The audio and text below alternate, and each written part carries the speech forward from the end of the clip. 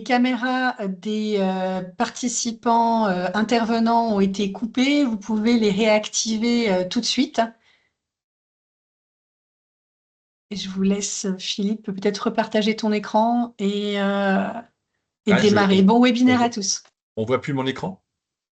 Non, on voit plus ton écran, ça a fait Ah, sauter. d'accord. Tu peux le refaire. Est-ce que vous voyez mon écran cette fois-ci? Oui, ouais, c'est parfait. C'est bon?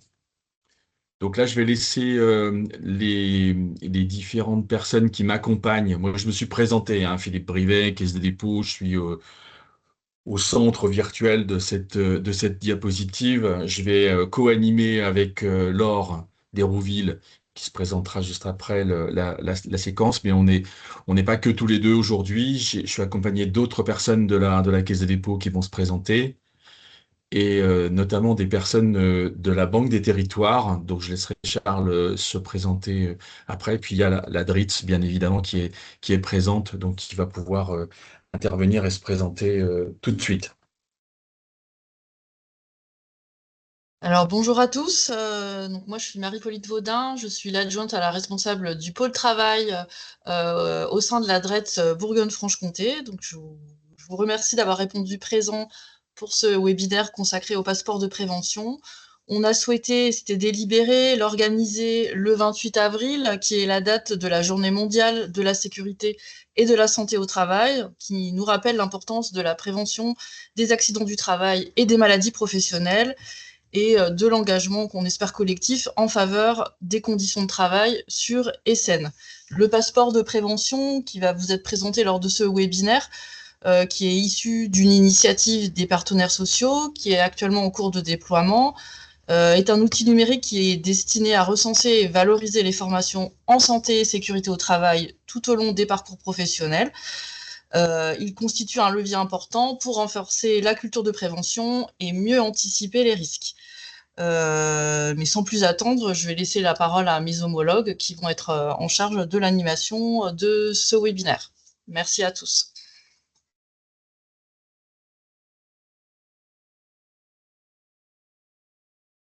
C'est à moi. Allez, Charles.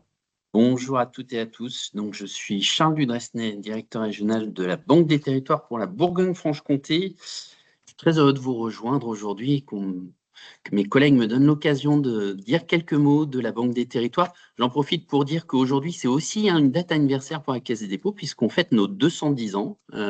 Donc, on est une vieille maison. Voilà, je ne sais pas si la date a été choisie aussi pour ça, mais ça vaut le coup de le souligner. Donc, je vous dis quelques mots rapidement sur la Banque des Territoires, qui est un des métiers de la Caisse des dépôts, qui est le métier qui accompagne le développement des territoires à travers ses différents outils. Je vais en dire quelques mots tout de suite après, juste pour vous l'inscrire dans notre écosystème groupe Caisse des dépôts. Vous savez que le groupe Caisse des dépôts, c'est un établissement public qui développe plusieurs métiers, dont le métier des politiques sociales, la formation professionnelle que représente Philippe Brivet aujourd'hui, mais aussi une autre activité que je pilote pour la région Bourgogne-Franche-Comté, qui est le développement des territoires à travers différents outils de prêt, d'investissement et d'ingénierie, et de consignation et de financement bancaire sur le territoire régional. Et donc, vous voyez, Banque des Territoires est à gauche dans le petit schéma qu'on vous présente, et le groupe Caisse des dépôts, c'est donc un établissement public de 7000 personnes, composé de fonctionnaires et de salariés, et puis des filiales, tout un tas de filiales et de participations stratégiques qui se regroupent dans 4 grands univers, on va dire finance, immobilier, infrastructure, services, dont la plus importante par sa taille, c'est le groupe La Poste, hein, qui est une filiale du groupe Caisse des dépôts à hauteur de 66%, mais il y en a évidemment tout un écosystème d'autres sur ces différentes thématiques, comme BPI France, qui est une filiale commune avec l'État, et donc qui me permet de dire que le groupe Caisse des dépôts est un groupe au service du développement du pays à travers ses différents outils, que ce soit ses filiales ou ses métiers développés au sein de l'établissement public Caisse des dépôts. Et dans mon double rôle, outre le fait de développer l'activité sur les territoires, j'ai aussi le rôle d'animer l'écosystème du groupe Caisse des dépôts en région. Donc, toutes ces entités qui sont présentes en région, j'ai un petit rôle d'animation de cet écosystème. Voilà, en quelques mots, le groupe Caisse des dépôts, c'est aussi plus de 300 000 collaborateurs au sein du groupe, avec un impact socio-économique non négligeable. Le groupe Caisse Dépôt, pour être très schématique, mais juste, on a 3 grandes priorités stratégiques et c'est valable aussi pour la Banque des territoires. Nos 3 priorités stratégiques, ce sont la transformation écologique, les souverainetés et la cohésion sociale et territoriale. Alors, je ne vais peut-être pas rentrer dans tous les détails, mais c'est vraiment comme ça qu'on décline toutes nos actions aujourd'hui sur le territoire au travers de ces 3 prismes. Transformation écologique, souveraineté, cohésion sociale et territoriale. Là, je viens de terminer la présentation de nos résultats pour 2025 en Bourgogne-Franche-Comté. Pour donner une illustration, en Bourgogne-Franche-Comté, on traite plus de 850 millions d'euros en 2025, où on investit avec nos fonds propres dans une vingtaine de projets et pour une vingtaine de millions d'euros. On consigne une trentaine de millions d'euros cette année et on a plus d'1,7 milliard de dépôts réglementés. Bon, peu importe les chiffres, d'une certaine manière, c'est juste pour vous dire que ça se traduit très concrètement sur l'ensemble du territoire régional, de la Nièvre jusqu'au territoire de Belfort, dans des projets très concrets de financement d'écoles, de financement d'hôpitaux, de financement de réseaux d'eau, mais aussi en investissant dans la rénovation de sites industriels. Je pense par exemple à Isola Composite, à Del, dans le territoire de Belfort, en investissant dans des écoles de production. Je pense à celle de Biche, dans la Nièvre. Évidemment, je ne vais pas vous faire une liste à la Prévert, mais c'est pour vous illustrer la variété des possibles que l'on accompagne sur le territoire. Je veux bien qu'on aille à la petite slide suivante. Alors, c'est un slide très compliqué, mais il y a juste 2 chiffres à retenir en fin de compte. C'est que le groupe Caisse des dépôts génère 5 milliards de résultats en 2025, que ce soit à travers ses activités propres au sein de l'établissement public ou de ses filiales, ou aussi à travers le fonds d'épargne, vous savez, qui centralise vos livrets A à hauteur de 400 milliards d'euros au global et qui sert à faire les prêts dont je viens de vous parler à très long terme, jusqu'à 40 ans, voire plus, pour financer les écoles, par exemple. Et donc, ce qu'il faut retenir, c'est qu'on a un résultat de 5 milliards d'euros en 2025 et que sur ces 5 milliards, 3,3 milliards contribuent au budget de l'État, ce qui est notre contribution la plus importante historiquement depuis 210 ans. Si on veut aller à la slide suivante, sans vous prendre trop de temps, mais pour illustrer un petit peu la variété des possibles, nos clients, je ne l'ai pas dit, mais évidemment, notre cœur de métier historique, c'est le financement du logement social, l'habitat social, donc qui nous conduisent à intervenir sur la construction neuve et la réhabilitation de logements. Vous avez quelques chiffres et illustrations sur cette slide. Évidemment, les collectivités locales qu'on accompagne, que ce soit les communes, les départements, les régions.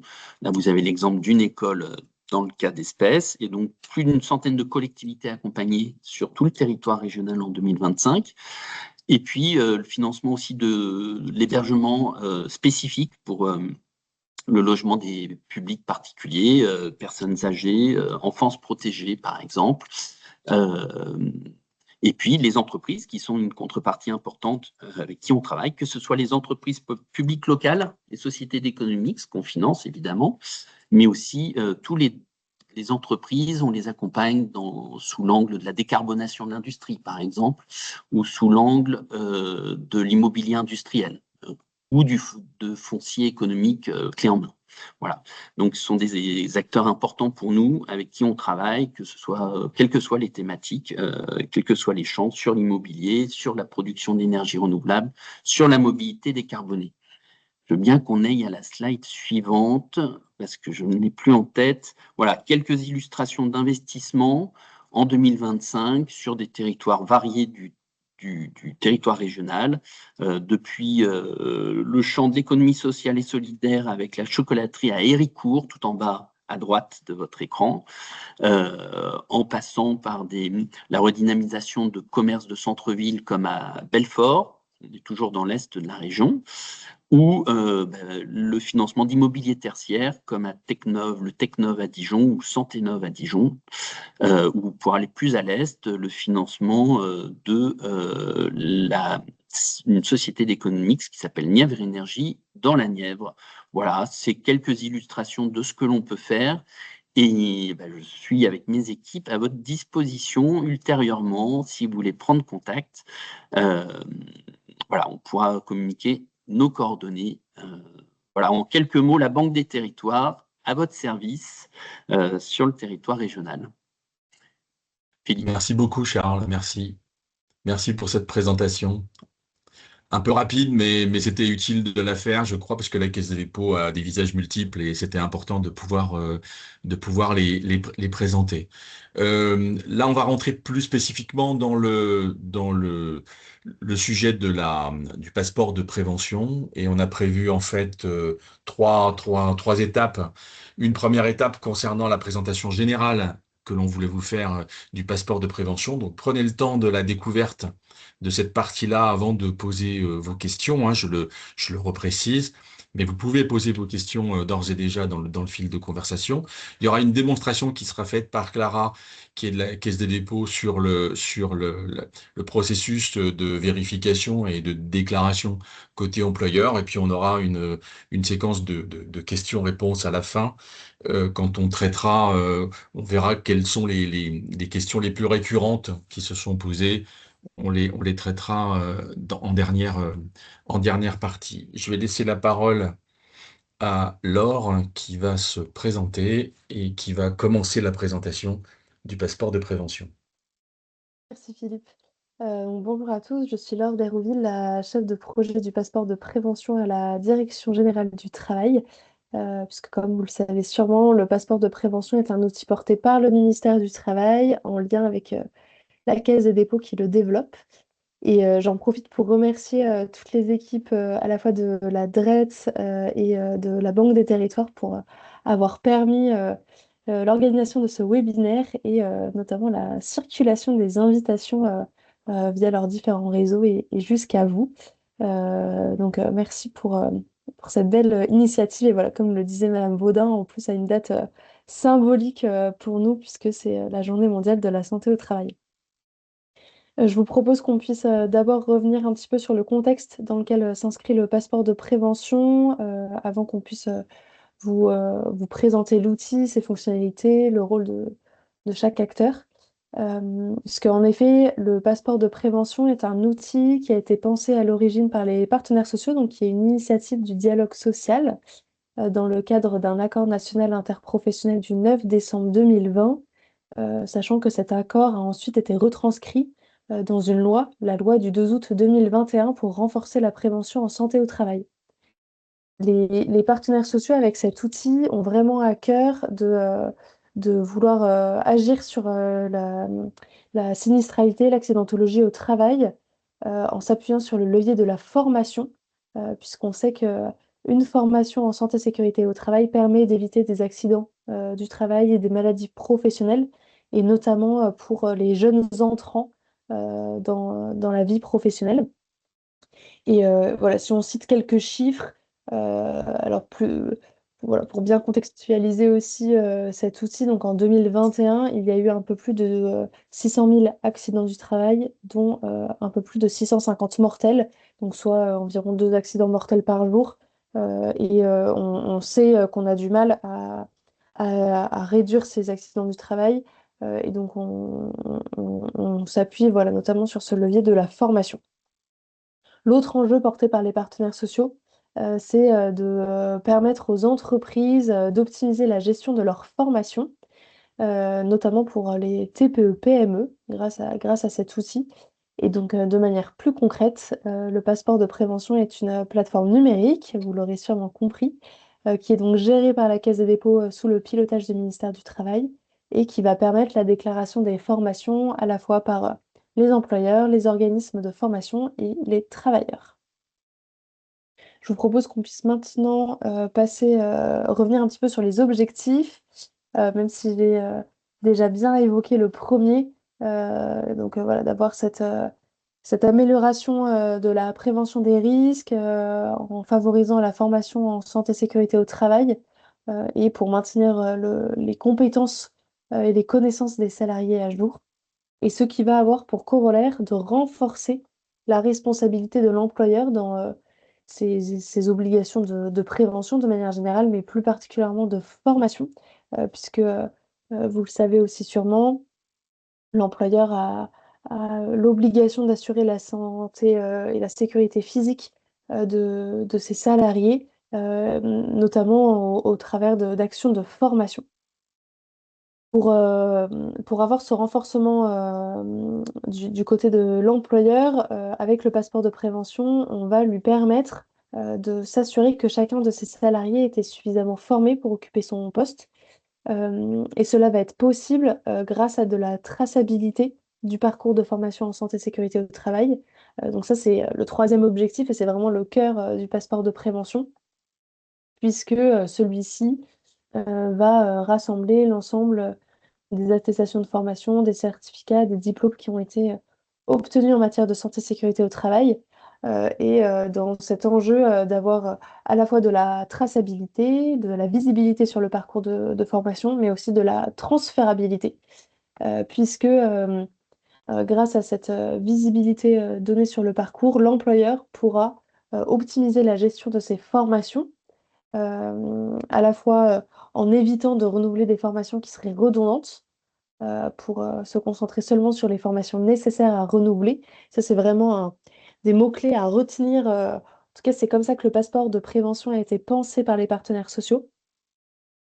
Et cette optimisation de la gestion des formations, elle sera possible à la fois grâce à des tableaux de bord qui seront à disposition des employeurs, mais aussi grâce au partage du passeport de prévention par le travailleur vers son entreprise. Et puis dernier objectif, là aussi en corollaire de cette traçabilité, c'est d'améliorer l'employabilité des salariés en valorisant leur parcours professionnel et puis en améliorant la qualité aussi des formations qui sont dispensées.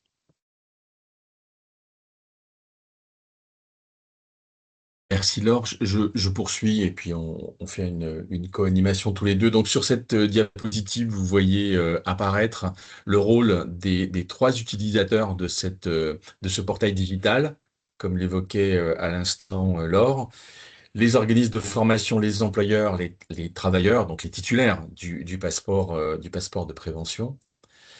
Les organismes de formation et les employeurs ont déjà un portail qui est ouvert. Ce n'est pas le cas, comme vous le voyez, pour les travailleurs. Ça interviendra un peu plus tard. Vous verrez le calendrier tout à l'heure, mais c'est prévu pour la fin de l'année 2026. Quel est le rôle spécifique de chacun de ces utilisateurs du passeport de prévention? L'organisme de formation, la principale fonction qui est la sienne, c'est de déclarer les attestations de formation. Alors, on verra lesquelles après, hein, quelles sont les certifications qui sont à déclarer. Elles ne le sont pas toutes. Certaines sont déjà connues côté Caisse des dépôts, donc on va pouvoir les intégrer dans le passeport de prévention, mais certaines ne sont pas nécessaires à la saisie.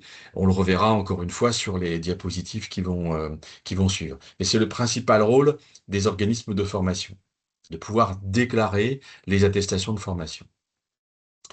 Ils le font pour le compte des employeurs, bien sûr, donc il y a un lien entre organismes de formation et employeurs de manière assez ténue, hein, ça paraît relativement évident. Le portail qui a été ouvert au sein du passeport de prévention pour les organismes de formation l'est depuis un an, hein, depuis le 28 avril 2025. Et on va le voir hein, dans le déroulé du calendrier, depuis le 1er septembre 2025, que la montée en puissance des déclarations a commencé. Et puis je pense que dans les semaines qui viennent, et on verra pourquoi, il y aura aussi une accélération du processus de déclaration des organismes de formation. On est toujours aujourd'hui dans une période transitoire, une période d'appropriation du passeport de prévention, puisque ce passeport de prévention, comme vous le constatez, rien qu'à travers cette diapositive, son ouverture n'est que très progressive, hein, puisque chaque acteur rentre progressivement sur la plateforme. L'employeur, c'est-à-dire l'entreprise, l'ouverture du portail est assez récente, parce qu'elle date à peu près d'un mois et demi, c'était le 16 mars dernier.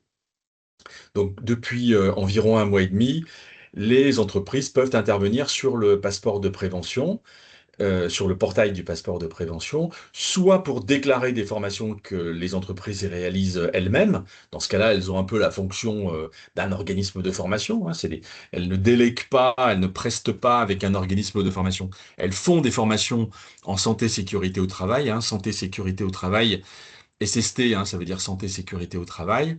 Hein, c'est pas secouriste, c'est pas il y a certains types de formations qui ont cet acronyme aussi, mais là on parle bien des formations en santé, sécurité au travail qui sont réalisées par l'entreprise, donc elles les saisissent directement, mais elles peuvent aussi, et c'est leur deuxième fonction, vérifier la conformité des déclarations qui ont été effectuées préalablement par les organismes de formation qui sont présents depuis plus longtemps sur le portail du passeport. Voilà.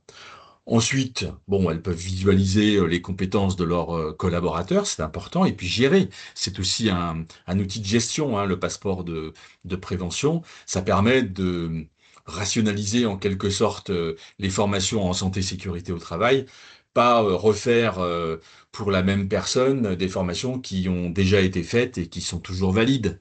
Hein, donc ça permet une forme d'optimisation et c'est ce qui est prévu à travers un tableau de bord qui est présent et qui sera amélioré progressivement sur le portail du passeport de prévention. Enfin, en fin d'année, ce qu'on appelle le travailleur, c'est-à-dire en fait l'utilisateur, le final en quelque sorte, hein, du passeport de prévention, c'est-à-dire le titulaire, il va pouvoir accéder en fin d'année 2026 à son portail. Il pourra y rajouter éventuellement des formations qui n'y sont pas présentes, parce que un point très important, enfin, c'est pas le plus important, mais un point important à bien vous rappeler sur le passeport de prévention, c'est qu'on ne reprend pas l'historique. Hein, quand on rentre sur le passeport, on intègre les formations qui sont en cours et les formations qui sont à venir, mais on n'y intègre pas les formations antérieures. Hein. Donc, le travailleur peut avoir intérêt à y intégrer des formations antérieures. Il pourra le faire. Il va aussi pouvoir communiquer l'accès à son passeport de prévention à son employeur et à d'éventuels recruteurs. C'est un point important pour montrer qu'il a les formations et les capacités qui sont nécessaires à exercer certains métiers pour lesquels ces formations sont non seulement utiles, mais en plus obligatoires et nécessaires. Et donc, ça n'interviendra qu'à la fin de l'année 2026 sur un portail qui sera différent du portail des organismes de formation et des employeurs. On verra un peu plus loin comment fonctionne l'accès des OF et des employeurs à ce passeport de prévention. Pour le travailleur, il passera par mon compte formation et il accédera comme il accède à son CPF, hein, à son compte personnel de formation, il accédera à un onglet spécifique qui s'appellera passeport de prévention et qui lui permettra de pouvoir constater, rencontrer toutes les formations qu'il a déjà effectuées en la matière. Voilà pour les trois acteurs principaux et ce que l'on peut en dire aujourd'hui. Rentrons un peu plus profondément dans le sujet en vous expliquant quelles sont les formations qui sont à déclarer. Merci Philippe. Je vais essayer d'activer ma caméra, mais j'ai parfois des soucis de réseau, donc je m'excuse par avance si je dois la désactiver de temps en temps. Donc en effet, le passeport de prévention a vocation à rassembler les formations en santé sécurité au travail, mais la loi et les partenaires sociaux sont venus fixer des critères d'éligibilité, notamment pour répondre à notre objectif de pouvoir s'appuyer sur le parcours antérieur de formation du salarié. On aura l'occasion d'y revenir avec notre dernier critère. Et donc, on vous propose voilà, de pouvoir les étudier qui doit, voilà, comme on peut s'en douter, adresser la santé et la sécurité au travail. Quand on parle de formation en santé et sécurité au travail pour le passeport de prévention, il s'agit bien des formations à la prévention des risques pour le salarié, le travailleur sur son poste de travail. Mais on aura l'occasion de revenir juste après sur ce critère, puisque évidemment, il existe une multitude de formations en santé et sécurité au travail. Deuxième critère, le deuxième critère va plutôt s'intéresser au parcours de formation qui est concerné. Donc, ne vont être à déclarer dans le passeport de prévention que les formations qui sont suivies dans le cadre de l'entreprise, qui relèvent finalement du parcours de formation continue, au contraire des formations diplômantes du parcours initial, comme des licences, des BTS, des masters, etc., qui, eux, n'ont pas à être déclarés dans le passeport de prévention. En troisième critère, on va retrouver un critère matériel, puisque la loi prévoit que la formation doit donner lieu à un justificatif, soit de bon suivi de la formation par le travailleur, soit de réussite à une évaluation s'il y en a eu une. Donc, on a ici des intitulés variés comme justificatifs, que ce soit des attestations de présence, de formation, des attestations d'évaluation, des certificats, des attestations de compétences aussi. Et donc, voilà, on va plutôt utiliser ce terme générique de justificatif de formation. Et puis, pardon, j'en profite aussi pour vous dire que sur ce critère-là, donc il est nécessaire pour savoir si la formation doit être déclarée ou non dans le passeport, mais il ne sera pas utile de télécharger le document en tant que tel au moment de la déclaration dans le passeport de prévention. Et puis, dernier critère, qui va finalement être le plus important, le plus discriminant aussi, ça va être celui de la transférabilité des compétences. Donc, autrement dit, les formations qui sont à déclarer dans le passeport de prévention sont celles qui peuvent être utiles et mobilisables sur un autre poste de travail, dans une autre entreprise ou dans la même entreprise.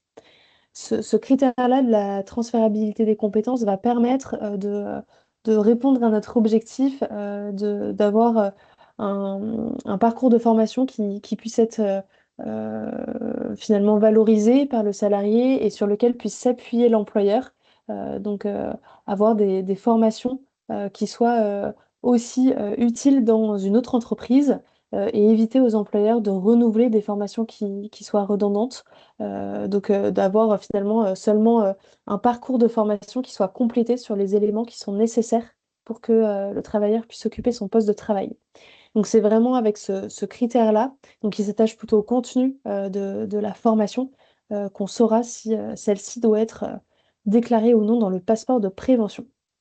Et puis, pour vous aider justement dans l'identification de ces formations, un simulateur est à votre disposition sur notre site d'information.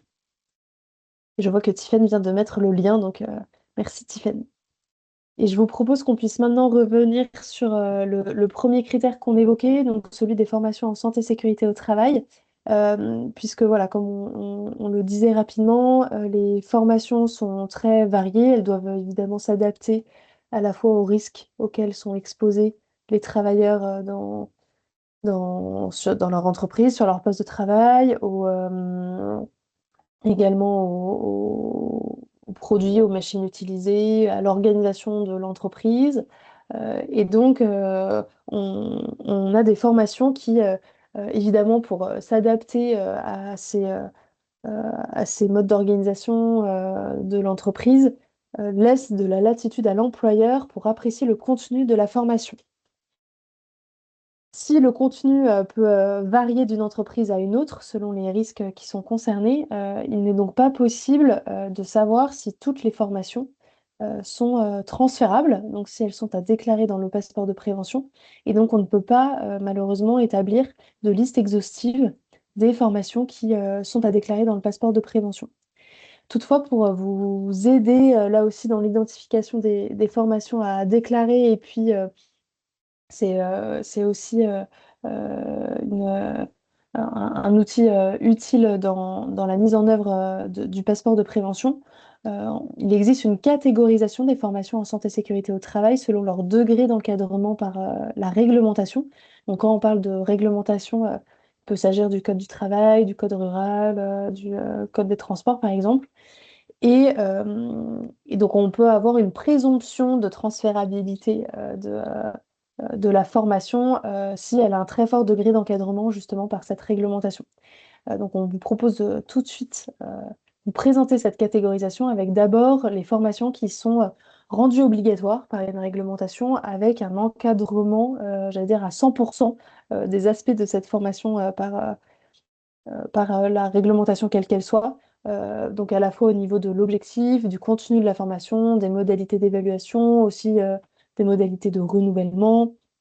On peut aussi avoir pour ces formations-là des critères quant aux organismes de formation qui forment.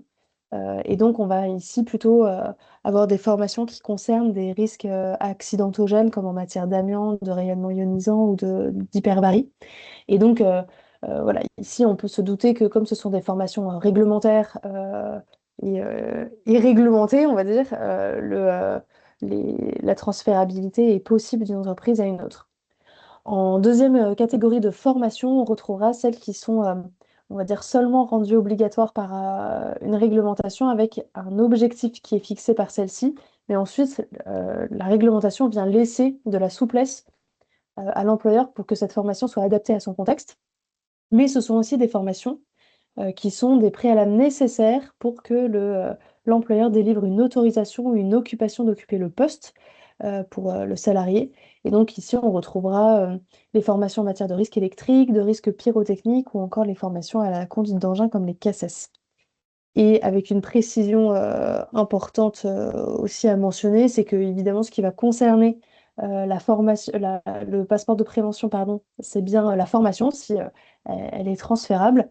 Et l'autorisation de conduite, par exemple, ou l'habilitation électrique en tant que telle, elles sont des autorisations qui sont propres aux salariés, à l'entreprise, qui ne sont pas non plus des formations, et donc qui n'ont pas à être déclarées dans le passeport de prévention. En troisième catégorie de formation, on retrouvera celles qui sont rendues obligatoires aussi par une réglementation avec seulement un objectif fixé par celle-ci d'un point de vue réglementaire. Et l'employeur, ici, a vraiment de la latitude pour apprécier les autres aspects de la formation pour que ce soit le plus adapté possible au poste du travailleur.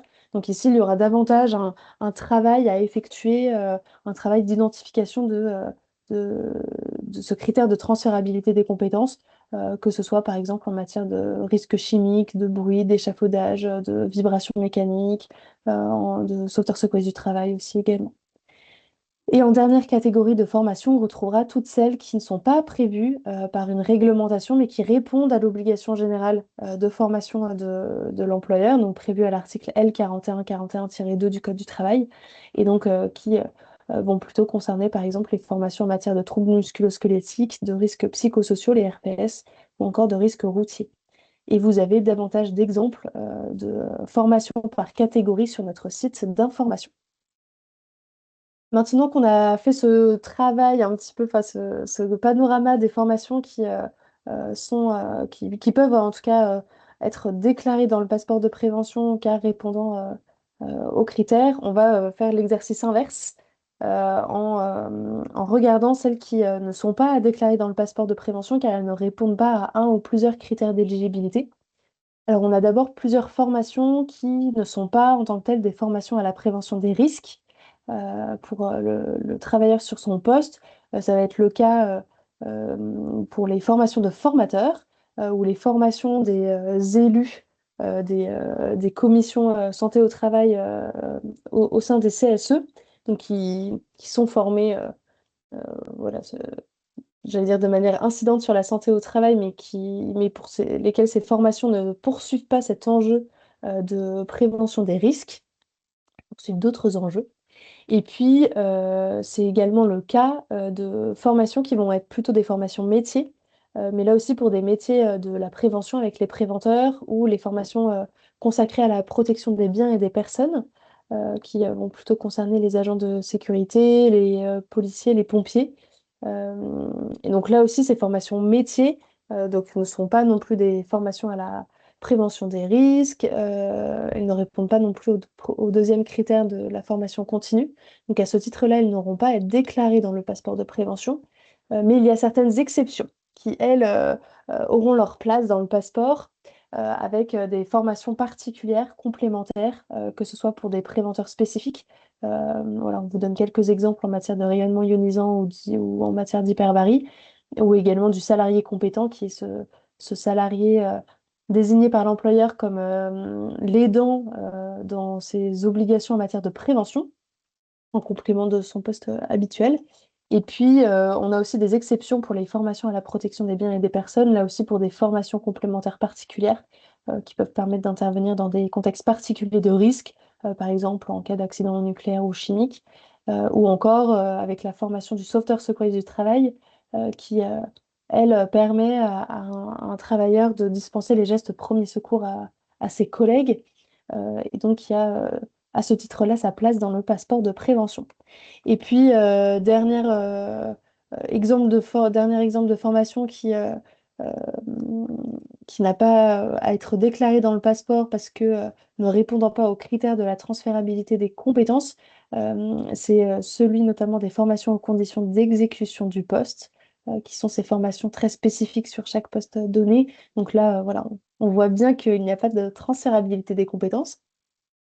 Et puis, on peut donner un autre exemple avec les formations incendie, elles viennent seulement indiquer les issues de secours aux travailleurs dans l'entreprise, puisque évidemment, c'est toujours très propre à un établissement, une entreprise donnée.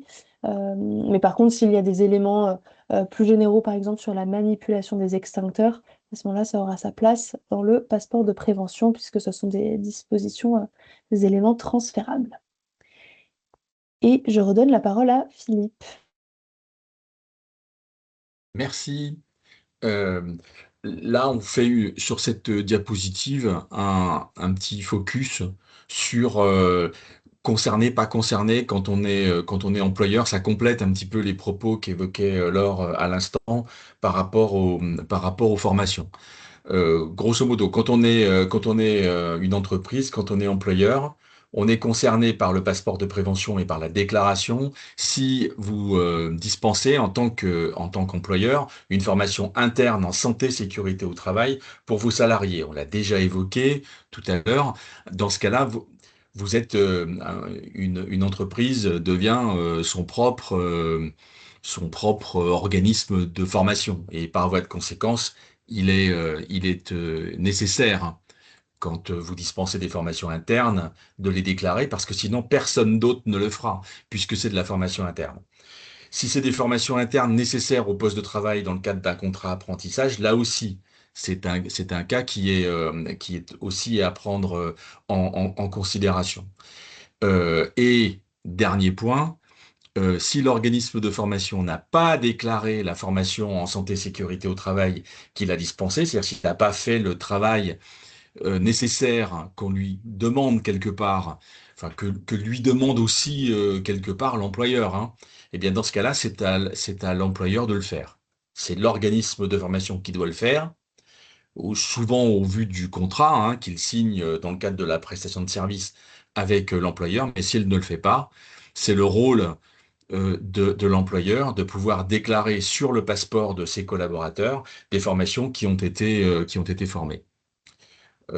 Enfin, vous n'êtes pas concerné dans le cas inverse, hein, lorsqu'un organisme de formation a dispensé une formation en santé et sécurité au travail à vos salariés et qu'il a bien effectué la déclaration sur le portail. Et là, on passe au sujet qui concerne plus particulièrement les employeurs, c'est-à-dire le rôle de déclaration et de vérification par les employeurs sur la plateforme. Sur cette diapositive, vous voyez un petit peu la différence qu'il y a, la différence de profondeur entre ce que doit faire un employeur, qui apparaît en vert, les petits coches qui sont plutôt de couleur verte, et ce que doit faire un organisme de formation. Un organisme de formation, il doit renseigner l'intitulé de la formation sur le passeport, les dates de formation et de validité, et le numéro de sécurité sociale. On y reviendra. Le numéro de sécurité sociale, c'est un sujet sur lequel on a prévu une diapositive spécifique parce qu'on a souvent beaucoup de questions sur le sujet. La manipulation du NIR est un sujet en soi, on est d'accord.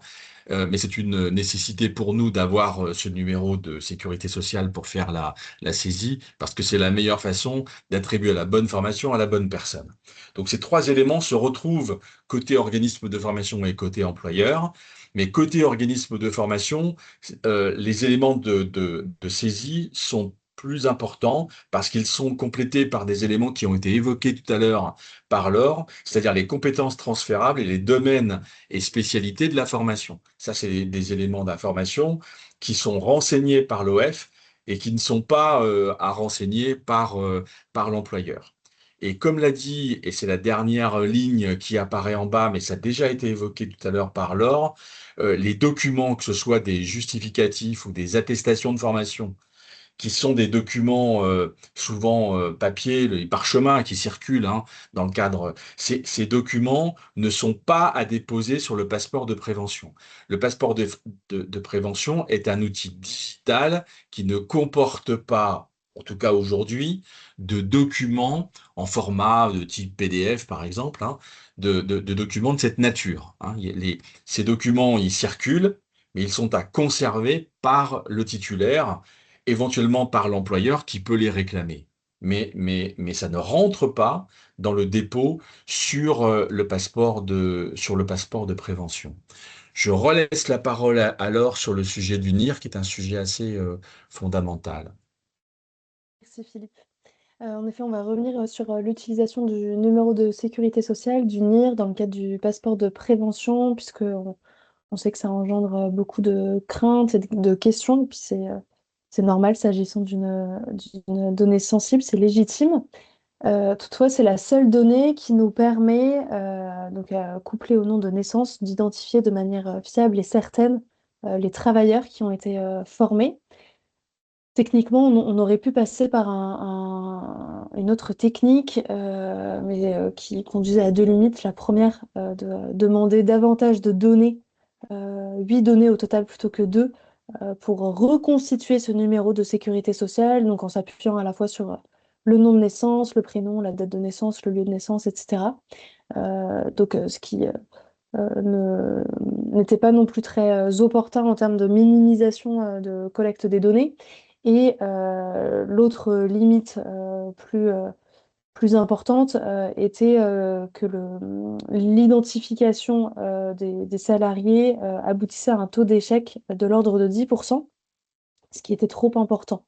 Et donc, on a préféré faciliter et fiabiliser les déclarations dans le passeport de prévention et l'identification des travailleurs formés en s'appuyant sur le numéro de sécurité sociale. Donc évidemment, le cadre juridique a été adapté, notamment pour les organismes de formation qui, jusqu'à présent, n'avaient pas à collecter, à manipuler cette donnée. Donc c'est ce décret du 20 novembre 2023 qui autorise bien les organismes de formation à collecter le NIR pour les besoins de renseignement du passeport de prévention.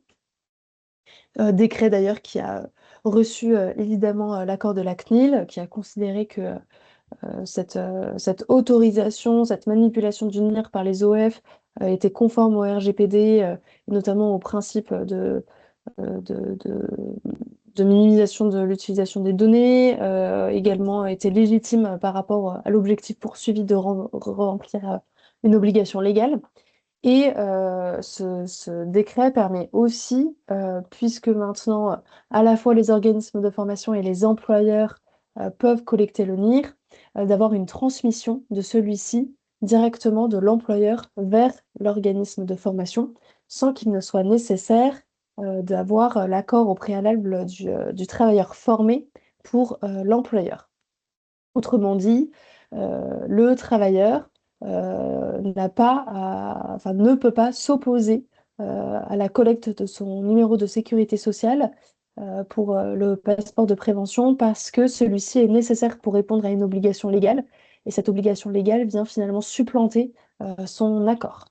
Donc l'organisme de formation peut directement récupérer le numéro de sécurité sociale auprès de l'employeur. Voilà, en tout cas, on vous invite plutôt à privilégier cette voie plutôt que de les solliciter auprès des stagiaires.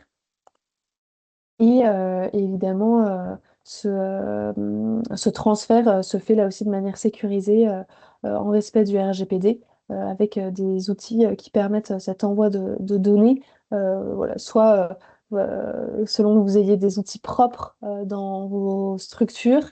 On vous invite ici à vous rapprocher de vos directions informatiques ou de vos référents RGPD. Ou alors en utilisant des outils qui sont à disposition, j'allais dire, du plus grand public, mais qui là aussi permettent d'avoir des envois sécurisés de données, que ce soit le NIR ou d'autres données d'ailleurs, avec des envois en plusieurs fois ou avec des mots de passe sécurisés, etc. Et vous avez évidemment pour vous accompagner là aussi toutes ces informations sur notre foire aux questions. Je te redonne la parole, Philippe. Merci. Sur cette diapositive, on s'intéresse plus particulièrement à la problématique de la vérification des déclarations qui sont effectuées par les organismes de formation, vérifications qui sont à faire par l'employeur. Hein, c'est l'employeur qui va faire la vérification et il peut la faire à plusieurs niveaux.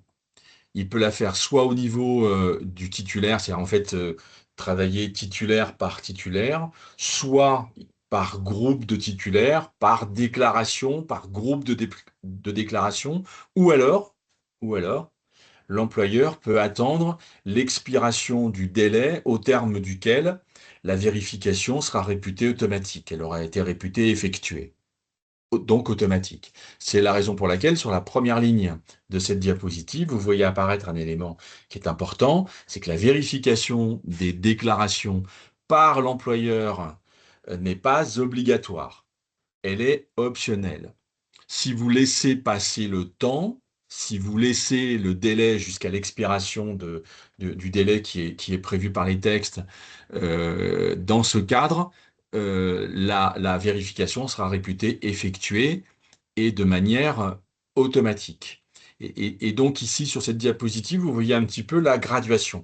Qu'est-ce que l'on conseille? Bien évidemment, on conseille, en ce qui nous concerne au niveau de la Caisse des dépôts, on conseille plutôt aux employeurs de faire cette vérification, car elle est importante. Elle est importante à réaliser pour bien que le passeport de prévention du titulaire soit alimenté des bonnes, enfin, des bons éléments, enfin, qui attestent bien que la bonne formation a été effectuée, qu'elle est répertoriée comme telle sur le passeport de prévention du titulaire. Bon, pour autant, selon les périodes, bon, bah, le- comment dire, l'employeur peut très bien vérifier quelques données titulaires et puis laisser courir le délai jusqu'à expiration pour les autres, surtout quand il y a eu des formations un petit peu massives qui ont été réalisées au niveau d'un certain nombre d'organismes de formation. Donc voilà le cadre qui a été prévu pour le processus de vérification qui, en soi, vous le constatez, n'est pas extrêmement contraignant, mais qui nécessite une intervention de l'employeur si cette vérification, s'il veut faire cette vérification. Et voilà, comme l'a expliqué Philippe, l'enjeu de la vérification, c'est bien d'abord d'identifier des erreurs s'il y en a. Voilà, on pense par exemple à des erreurs sur des dates ou sur des intitulés de formation qui évidemment seraient euh, préjudiciables par rapport aux fonctionnalités qui sont mises en place dans le passeport de prévention. Et donc l'objectif, c'est avec cette vérification de permettre la correction de ces erreurs, à la fois pour garantir la qualité des données, leur pertinence aussi, pertinence à la fois vis-à-vis des employeurs qui vont évidemment, grâce aux formations déclarées dans le passeport, pouvoir anticiper leur plan de formation, les alléger éventuellement. Donc s'appuyer finalement sur le parcours de formation du salarié et notamment le parcours antérieur. Et puis c'est aussi un enjeu pour le salarié, pour le travailleur, pour lui permettre valoriser son parcours de formation d'une entreprise à une autre. Et donc, on voit bien ici l'enjeu de la vérification comme permettant au passeport de prévention de mettre à disposition des utilisateurs ces fonctionnalités et de déployer toutes les potentialités d'utilisation. C'est là que je vais céder la parole, enfin que nous allons céder la parole tous les deux à Clara. Clara, je pense qu'il faut que tu prennes la main, hein, c'est ça? Oui, je vais reprendre justement la main, Philippe. Merci. Et donc, ça va être juste ici. Hop. Alors, nous aborderons la partie sur comment se connecter au passeport de prévention juste après. Là, je vais vous faire une démonstration en tant qu'employeur sur la vérification et donc la déclaration. Une fois que vous êtes connecté au passeport de prévention, vous arriverez donc sur cette page d'accueil. Vous pourrez donc, en tant qu'employeur, aller sur l'historique de déclaration. Vous avez ici deux onglets, Mon entreprise et mes organismes de formation. Sur la partie Mon entreprise, vous aurez ici donc toutes les déclarations que vous avez faites, vous, en tant qu'entreprise. Ici, vous aurez celles que vous avez donc supprimées. Et juste ici, vous aurez donc un filtre de recherche pour rechercher par siret déclarant ou par titulaire. À savoir que un siret peut vérifier et déclarer pour son siret et pour tous les sirets ayant le même sirène, d'où le fait que vous puissiez rechercher par siret juste ici. Il est possible ici que vous voyez un autre siret que le vôtre, mais avec le même sirène. Dans la partie donc mes organismes de formation, juste ici, vous retrouvez donc le filtre de recherche pour rechercher par organisme déclarant, par établissement ou par titulaire. Et ensuite, ici, vous verrez donc l'ensemble des formations qui ont été déclarées par les organismes de formation pour vous. Ici, celles que vous avez déjà vérifiées, ici, celles que vous avez supprimées, à savoir que par défaut, vous êtes sur l'onglet donc vérifier. Vous pouvez donc, comme l'expliquait Philippe juste avant, vérifier en cliquant sur plusieurs formations et vérifier, sur toutes les formations et vérifier. Ou alors également, vous pouvez donc, en cliquant sur l'œil, avoir plus de détails. Vous aurez ici donc le détail de la formation ainsi que du titulaire. Vous pouvez cliquer sur un titulaire vérifié ou s'il y en avait plusieurs, sur l'ensemble des titulaires et vérifier. On confirme et en vérifiant comme ça, que ce soit par un titulaire ou pour tous les titulaires, en vérifiant l'ensemble des titulaires, si vous retournez sur historique de déclaration juste ici, vous verrez votre... je ne sais plus où elle est, mais en tout cas, elle apparaîtra... ça doit être celle-là, ici, qu'elle est vérifiée et qu'elle apparaîtra juste ici. Donc ça, c'est pour la partie vérification. Pour l'entreprise, comme c'est vous qui faites la déclaration en tant qu'entreprise, vous n'avez pas à vérifier vos propres déclarations. Ensuite, pour effectuer une déclaration, vous pouvez démarrer. Vous choisissez entre attestation de formation ou justificatif de réussite. Par exemple, attestation de formation. Et juste ici, vous pouvez donc remplir les champs. Il s'agit du même formulaire que pour les organismes de formation. Cependant, les compétences transférables, le code de certification, ou alors si vous ne l'avez pas, le format code et le code NSF sont des données non obligatoires pour les employeurs. Elles le sont seulement pour la partie organisme de formation. Et ensuite, à l'étape suivante, vous déclarez donc les titulaires de la formation, à savoir que quand un siret donc, peut vérifier et déclarer pour tous les sirets du même sirène, lorsque vous effectuez la déclaration et que vous déclarez un stagiaire, il sera rattaché par le siret qui le déclare. Voilà. Philippe, je te rends la main. J'en ai fini avec la démonstration. Merci. Alors ça, c'est passé un petit peu vite parce qu'on peut pas s'arrêter sur toutes les séquences, mais enfin, ce qu'on peut dire, Clara, c'est que c'est quand même relativement intuitif, hein, comme système. C'est assez facile, il suffit de cocher, vous cochez à l'unité, vous cochez en groupe, En fait, c'est l'appropriation les premières fois qui peut paraître un petit peu compliqué. Donc Clara, elle baigne dedans depuis quelques mois, donc c'est assez facile pour elle d'aller chercher toutes ces informations. Mais franchement, c'est pas extrêmement compliqué de pouvoir de pouvoir utiliser ce passeport de prévention qu'on a voulu le plus intuitif possible. Je ne sais pas si vous voyez mon support.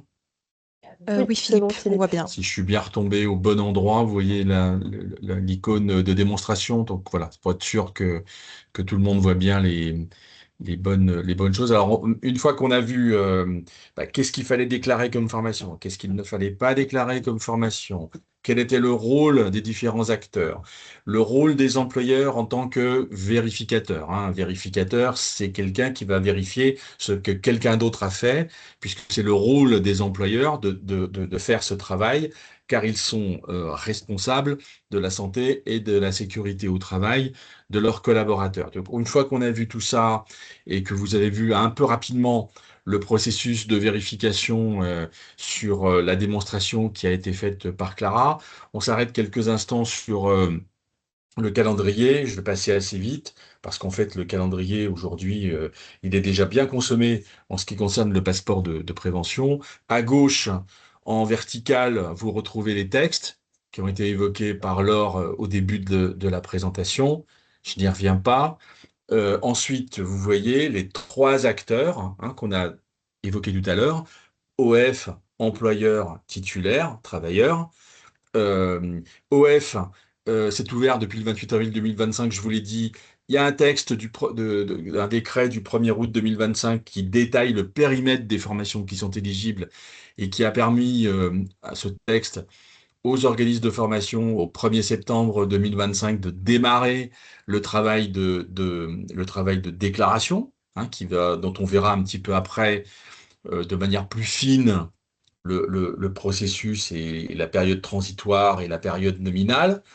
Les employeurs, je vous l'ai dit, le portail et le parcours a été ouvert il y a un mois et demi environ, à la mi-mars 2026. On est toujours dans la période transitoire en ce qui concerne cet acteur-là aussi. Il y a une phase d'appropriation. Enfin, les prochaines étapes que l'on attend, il y en a deux. D'abord, le 9 juillet 2026, un point très important qui va intéresser à la fois les OF et les employeurs, c'est l'arrivée de la fonctionnalité d'import en masse des données par fichier. Donc ça va permettre aux OF et aux employeurs qui font beaucoup de formations SST, de ne plus avoir à les saisir à l'unité, mais de pouvoir les saisir de manière plus massive à travers à travers des transferts de fichiers.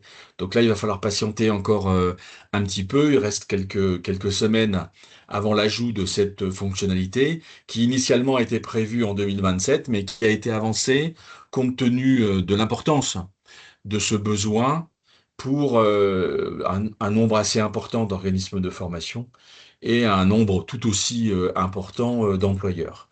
Enfin, en fin d'année, l'ouverture du portail, enfin de l'onglet sur mon compte formation du travailleur, qui va leur permettre d'accéder à leur passeport de prévention, donc de pouvoir faire tout le travail de relecture, de vérification et éventuellement d'ajout, si c'était nécessaire, des formations qui sont éligibles au passeport de prévention. Voilà le calendrier, j'allais dire, un peu général du passeport de prévention, avec ce qui est déjà en place et ce qui reste à ouvrir. On va approfondir un petit peu le sujet avec Laure pour voir un petit peu, selon le calendrier actuellement en place, qu'est-ce qui est à saisir, qu'est-ce qui n'est pas à saisir, et les notions de délai d'ouverture de ce calendrier aux différents acteurs, selon la période nominale et la période pendant laquelle on est plutôt sur une montée en charge progressive. Merci Philippe. En effet, on est en période transitoire jusqu'à la fin de l'année 2026, qu'on soit organisme de formation ou employeur. Et on a des principes similaires qui s'appliquent pour ces deux publics. D'abord, le fait qu'il n'y ait pas de déclaration rétroactive. Il n'y a pas de reprise d'antériorité pour des formations qui seraient antérieures au passeport de prévention. Autrement dit, si on est organisme de formation, il n'y a pas besoin de déclarer les formations qui sont antérieures à cette date du 1er septembre 2025, qu'évoquait Philippe tout à l'heure, et qui est le début de la déclaration obligatoire pour les organismes de formation. Et puis si on est employeur, il n'est pas nécessaire non plus de déclarer les formations qui sont antérieures au 16 mars 2026, date à laquelle le passeport s'est ouvert pour les employeurs. Toutefois, vous avez, alors ce n'est pas une obligation, mais vous avez quand même la possibilité de le faire si vous le souhaitez, notamment lorsque vous êtes employeur et que vous souhaitez avoir de la visibilité dans quelques mois ou quelques années sur des formations qui seraient à renouveler, notamment lorsqu'elles ont des durées de validité. Et donc, avoir la déclaration de ces formations qui ont eu lieu peut-être quelques mois ou quelques années avant le passeport, qui sont toujours valides, peut avoir un intérêt ensuite pour anticiper des échéances et les renouvellements. Les deux autres principes ensuite de cette période transitoire, qui là aussi s'appliquent de la même manière qu'on soit OF ou employeur, concernent à la fois le périmètre des formations qui est dans un premier temps restreint pour permettre une appropriation progressive de l'outil, et les délais également d'action, donc que ce soit de déclaration ou de vérification pour les employeurs, sont allongés lors de cette période transitoire. Et je vous propose qu'on puisse tout de suite vous les présenter avec la slide suivante, sachant que actuellement, cette période transitoire est fixée par le décret du 1er août 2025 qu'a évoqué Philippe, et que les partenaires sociaux, qui sont encore fortement impliqués dans la construction du projet, ont décidé de prolonger encore davantage cette période transitoire pour permettre l'utilisation de l'import en masse dans ce contexte-là de période transitoire. Donc on vous présente ici en avant-première la nouvelle période transitoire telle qu'elle sera révisée. Donc retenez bien plutôt ces éléments plutôt que ce qui est prévu par le décret du 1er août. Donc en période transitoire, lorsqu'on est employeur, depuis le 16 mars et jusqu'au 31 décembre 2026, seront seulement à déclarer les formations qui relèvent des deux premières catégories de formations qu'on a vues tout à l'heure, les catégories 1 et 2, qui, pour rappel, concernent les formations qui sont soit très, très réglementées par une réglementation, qui sont très encadrées, ou les formations qui sont des préalables à la délivrance d'une autorisation ou d'une occupation ou d'une habilitation pardon, à occuper le poste. L'employeur va aussi pouvoir, dans cette période-là, vérifier les déclarations faites par des organismes de formation, sachant que là aussi, il déclare d'abord les formations de catégorie 1 et 2 jusqu'au 30 juin 2026, puis l'ensemble des catégories de formation qui répondent toujours évidemment aux critères d'éligibilité que nous avons vus, donc à partir du 1er juillet 2026. Et ces deux actions-là, pour les employeurs, donc que ce soit la déclaration ou la vérification, s'effectuent dans un délai qui est de 9 mois à partir de la fin du trimestre au cours duquel la formation s'est terminée, ce qui va constituer notre trimestre de référence. Sachant que de leur côté, les organismes de formation ont un délai de 6 mois à partir de la fin de ce trimestre de référence, mais on aura l'occasion juste après de vous montrer des exemples. Et puis en période nominale, donc à partir du 1er janvier 2027, toutes les formations, toutes catégories qui répondent aux critères d'éligibilité seront à déclarer pour les employeurs. Ils auront toujours cette action de vérification s'ils le souhaitent.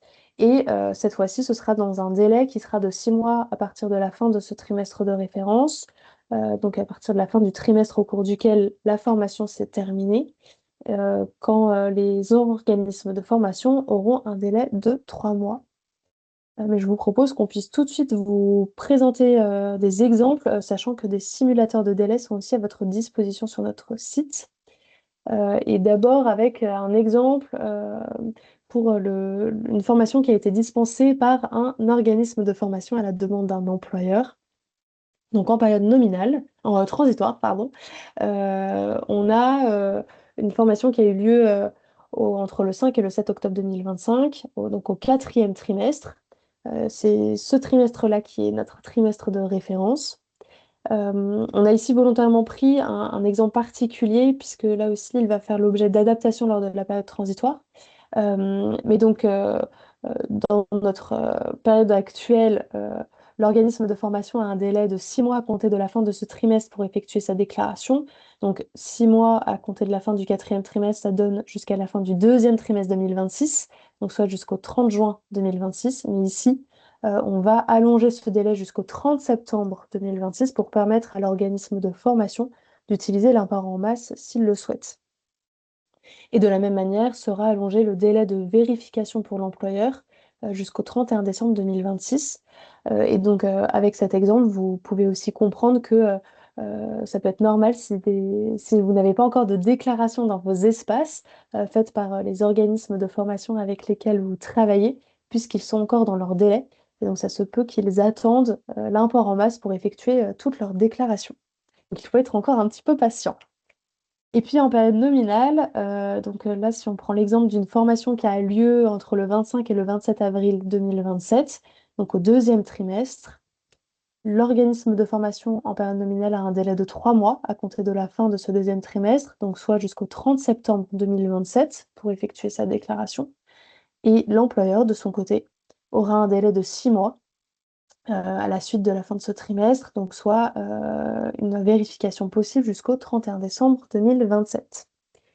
Et puis si on passe maintenant sur des exemples ou des vérifications qui sont des formations pardon, qui sont dispensées directement en interne, là on va bien voir les délais d'action de l'employeur avec une formation qui a eu lieu au 3e trimestre en août 2026, avec ce délai de 9 mois qui lui est accordé à la suite de ce 3e trimestre, donc soit une déclaration jusqu'au 30 juin 2027. Et en période nominale, toujours pour une formation qui a eu lieu au 3e trimestre, mais cette fois-ci de l'année 2027, la déclaration pourra être faite jusqu'au 31 mars 2028, donc dans un délai de 6 mois à la suite de la fin de ce 3e trimestre.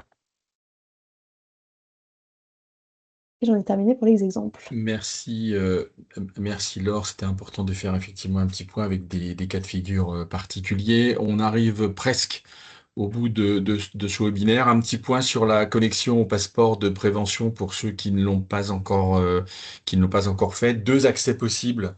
En tout cas, au niveau du passeport de prévention, mais pour la première connexion, il faut avoir une habilitation. Et en ce qui concerne les organismes de formation, comme pour les employeurs, pour des raisons de sécurité, on passe, parce que c'est la plateforme la plus sécure qu'on ait trouvée pour pouvoir le faire, et qu'en plus, c'est une plateforme Net Entreprise qui est connue des employeurs et des organismes de formation, puisqu'ils passent par là pour un certain nombre de services, hein, de briques de services, notamment les déclarations sociales nominatives. C'est par ce canal que vous allez vous faire habiliter, hein, pour pouvoir accéder au passeport de prévention.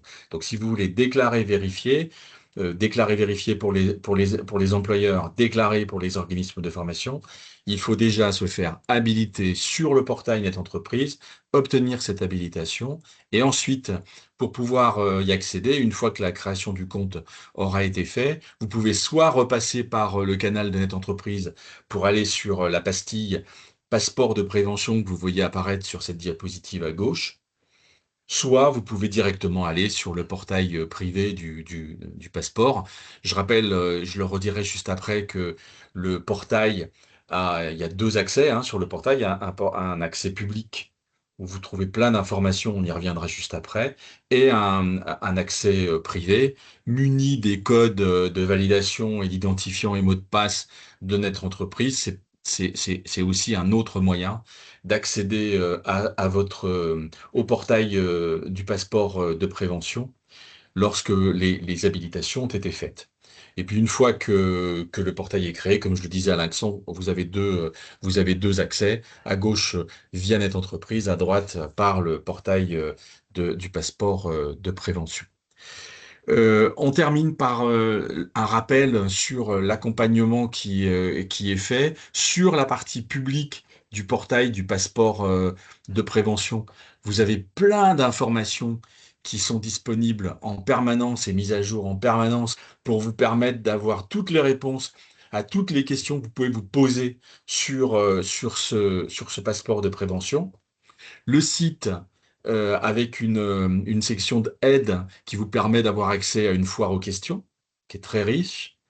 Le simulateur, il y a plusieurs simulateurs, mais notamment le simulateur des formations éligibles qu'on a évoqué tout à l'heure, le simulateur des délais de déclaration, hein, qui permet d'avoir un œil bien acéré sur les délais qui sont ceux qui sont mis en place pour l'employeur pour pouvoir faire ses déclarations et ensuite faire les vérifications ou les laisser se faire automatiquement s'il le souhaite, le replay d'un certain nombre de webinaires, les supports des webinaires pour pouvoir avoir accès au maximum d'informations, et puis des fiches pratiques, des infographies, enfin plein de choses qui sont toujours utiles, qui vous évitent d'avoir à vous poser des tas de questions sur le sujet.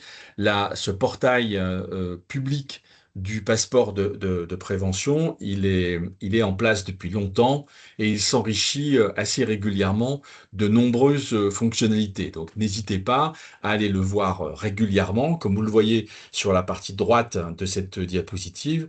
Il y a un accès pour les OF, un accès pour les employeurs et un accès pour les travailleurs lorsqu'ils auront accès à leur passeport de prévention, ils auront des informations. Et tous ces onglets sont disponibles pour tout le monde, hein, avec énormément d'informations. Vous y retrouverez la vidéo de présentation, je l'ai dit, mais je le répète, la vidéo de présentation du passeport de prévention et une plaquette infographique sur le passeport de prévention.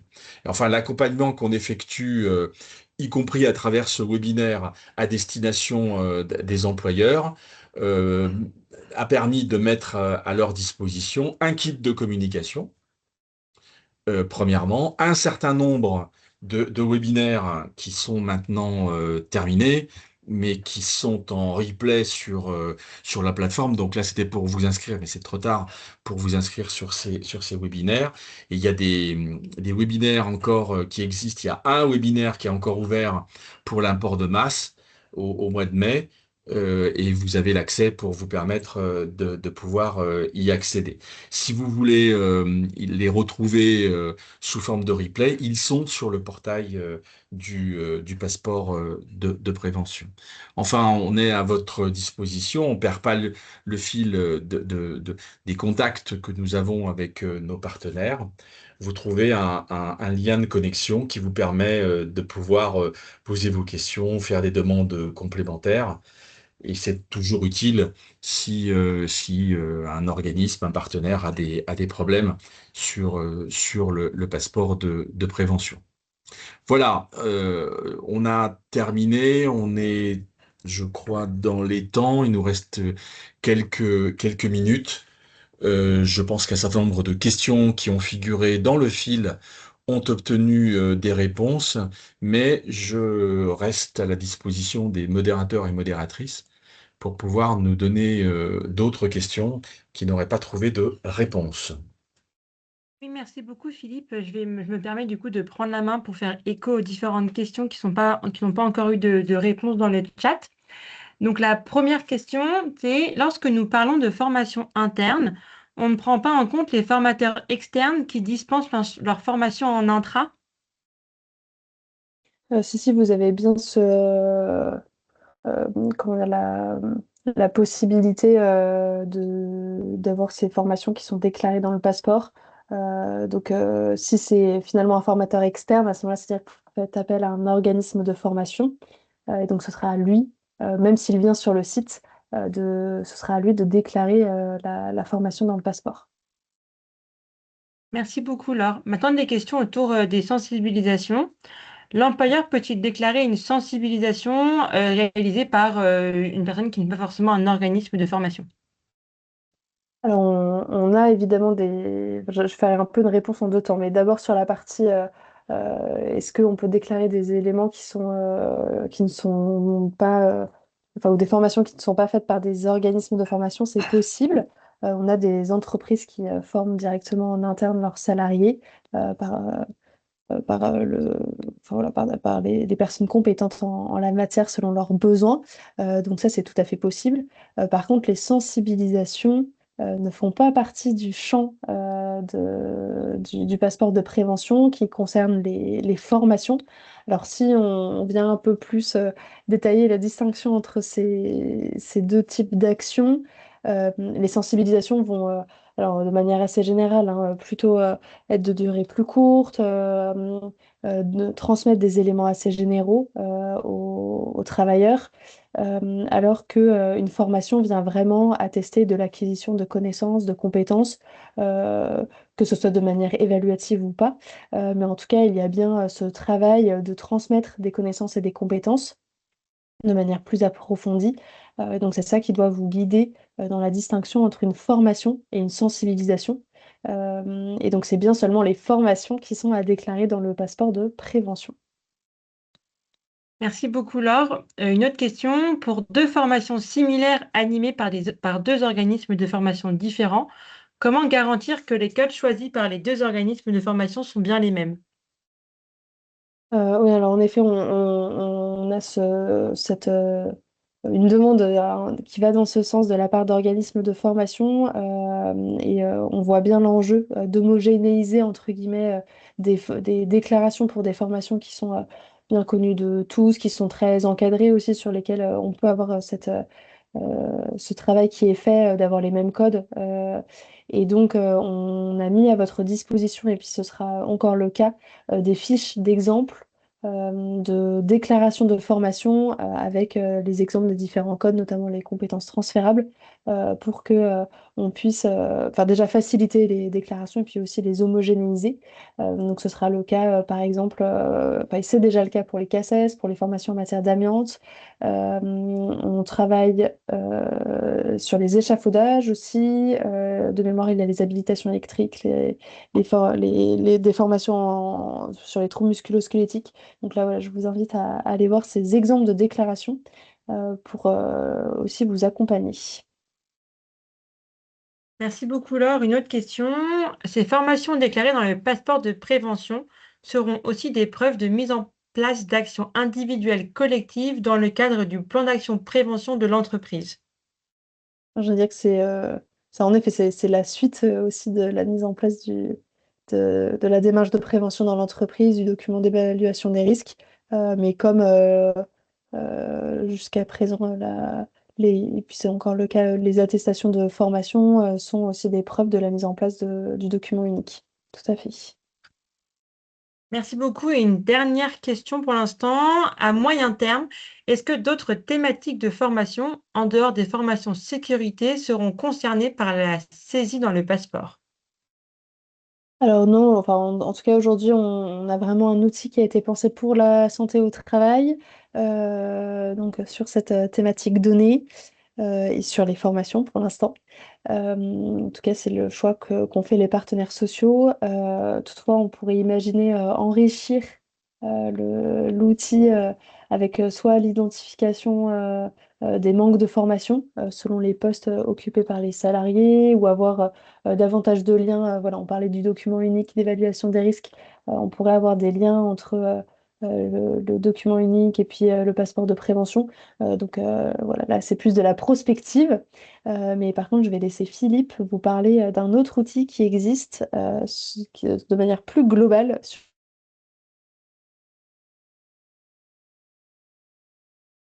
le parcours de formation et le parcours professionnel, et Il qui est aussi existe porté par la Caisse des dépôts à la demande du ministère du Travail. Pardon, Philippe, Pardon, je t'en prie.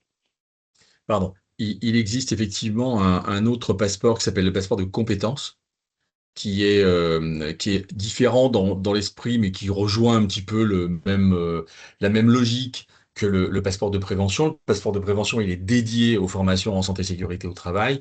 Le passeport de compétences, il est plus large et il va bientôt être officiellement lancé. Il est géré lui aussi par la Caisse des dépôts et il va contenir trois choses. Il va contenir d'abord toutes les formations qui auront été effectuées par les titulaires de ce passeport, on y accédera enfin les titulaires y accéderont toujours par mon compte formation, hein. Donc sur mon compte formation, ils auront en fait accès à leur compte personnel de formation, au passeport de prévention qu'on vient d'évoquer là, et puis demain au passeport de compétences. Donc sur ce passeport de compétences, ils retrouveront toutes les formations qu'ils auront effectuées tout au long de leur vie, que ce soit de la formation initiale ou de la formation continue. Donc ça contiendra aussi des éléments sur des formations de type réglementaire, de type formation liée au passeport de prévention. Mais ça va consister aussi à contenir sur ce passeport de compétences toutes les expériences professionnelles des individus, hein. Donc on va récupérer à la fois les formations, les expériences professionnelles, et on va en déduire par un outil d'intelligence artificielle, on va en déduire les compétences, hein, d'où son nom, passeport de compétences, ce qui va permettre à terme, hein, de pouvoir proposer des briques de service sur ce passeport de compétences, qui va permettre au titulaire de produire à sa main un curriculum vitae dont une partie des données seront à valeur garantie, mais aussi de pouvoir éventuellement s'interroger s'il veut se reconvertir sur tout ce qu'il devra mettre en œuvre en matière de formation pour pouvoir passer d'un métier à un autre. Donc, vous voyez, c'est un outil un peu plus large, comme l'évoquait Laure, qui est que l'on gère au niveau de la Caisse des dépôts pour le compte de la Direction générale de l'emploi et de la formation professionnelle. Voilà, j'en dis rapidement quelques mots parce qu'il me restait quelques minutes, mais on aura peut-être l'occasion de le développer de manière plus précise dans le cadre de webinaires spécifiques. Stéphane, je ne sais pas s'il y a d'autres questions. On a eu d'autres entre-temps. Peut-être une. Malgré le passeport de prévention, sommes-nous toujours obligés de fournir l'attestation de l'employeur lors des habilitations et des CACES? Alors je ne suis pas complètement sûre de bien comprendre le contexte dans lequel s'inscrit cette question, mais en tout cas, il y a bien, enfin, l'employeur aura toujours en effet à délivrer à délivrer son autorisation. C'est peut-être Alors oui, plutôt non, la pardon. production du parchemin, non? Si je reprends, pardon, la question, je comprends que ce serait plutôt l'attestation pour permettre à l'employeur de délivrer son autorisation d'occuper le poste, que ce soit les habilitations électriques ou les CACES. Et en effet, c'est bien un document complémentaire à la délivrance d'une attestation de formation. Super, merci beaucoup. Bah, c'était à peu près tout niveau questions. Je crois qu'il y a une dernière question, mais je crois que Clara Laprise est en train d'y répondre. Donc, merci beaucoup. Si après le webinaire, vous avez d'autres questions qui arrivent, n'hésitez pas aussi à utiliser notre formulaire de contact. Je vais mettre le lien dans le chat. On reste à votre disposition si vous avez des questions via ce formulaire. Je vous redonne la main, Laure et Philippe. Bah, Merci à merci. tous. On Ouais, va merci à laisser, tous pour je votre vous laisse conclure à participation. côté. Et on remercie à nouveau la DRETS et la Banque des Territoires d'avoir permis l'organisation de ce webinaire. Bah, merci à vous surtout pour votre présentation. Merci beaucoup et puis on reste à Merci. votre disposition si besoin. Merci beaucoup. Très bonne journée. Bonne journée. Bonne journée à Au tous. revoir. Au revoir. Merci.